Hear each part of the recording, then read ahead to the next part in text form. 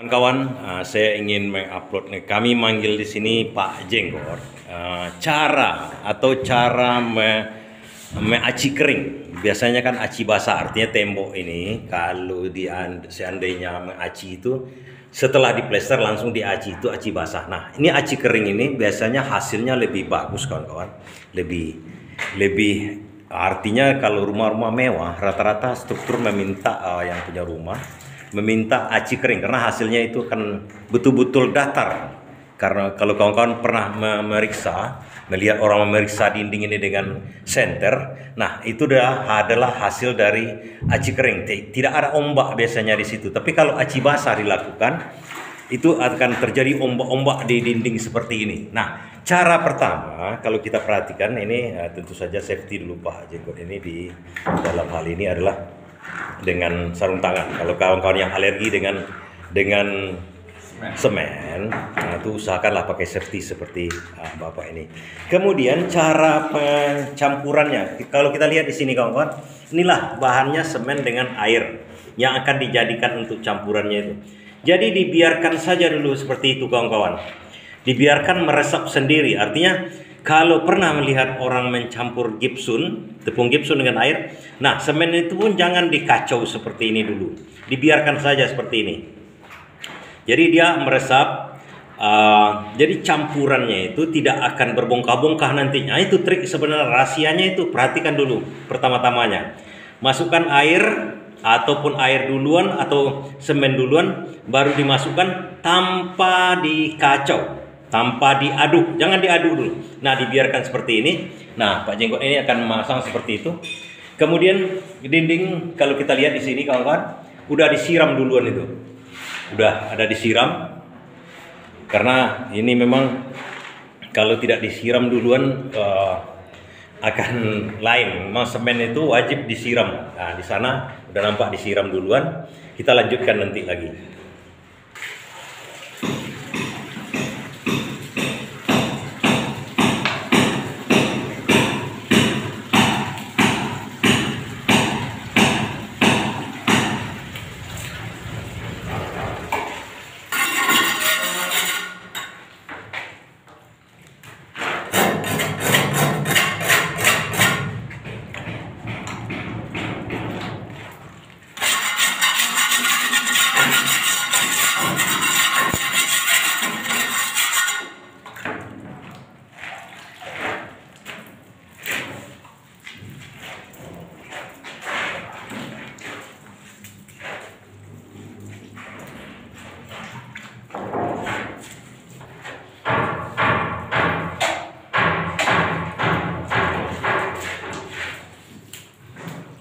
Jadi disiram betul-betul basah ya kawan-kawannya. Dapat kita perhatikan di sini, inilah hasil aci kering itu kawan-kawan. Jadi antara batas antara atas dengan bawahnya biasanya kan jangkauan tangan ini. Kalau kita ngaci kering itu tidak nampak lagi karena memang penghalusannya entah bagaimana cara beliau membuatnya. Kita bisa kita lihat nanti cara bagaimana sebenarnya cara membuat acian kering ini sehingga ini seperti di sini nampak sekali halusnya. Kemudian batas antar pengerjaan pertama dengan kedua tidak nampak.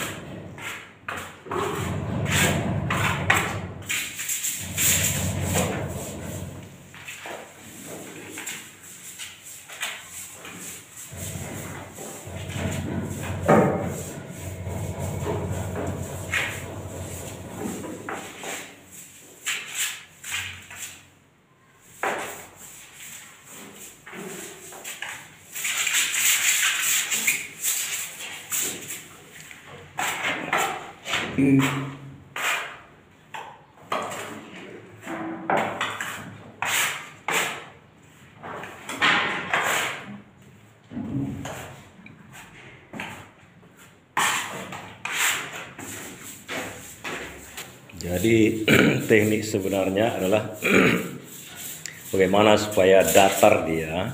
Nah, itu adalah caranya dengan usaha plastik. Bagaimana supaya betul-betul datar hasil acian kita itu. Nah, itu ditambah sedikit-sedikit, mana yang agak berlubang ditambahi.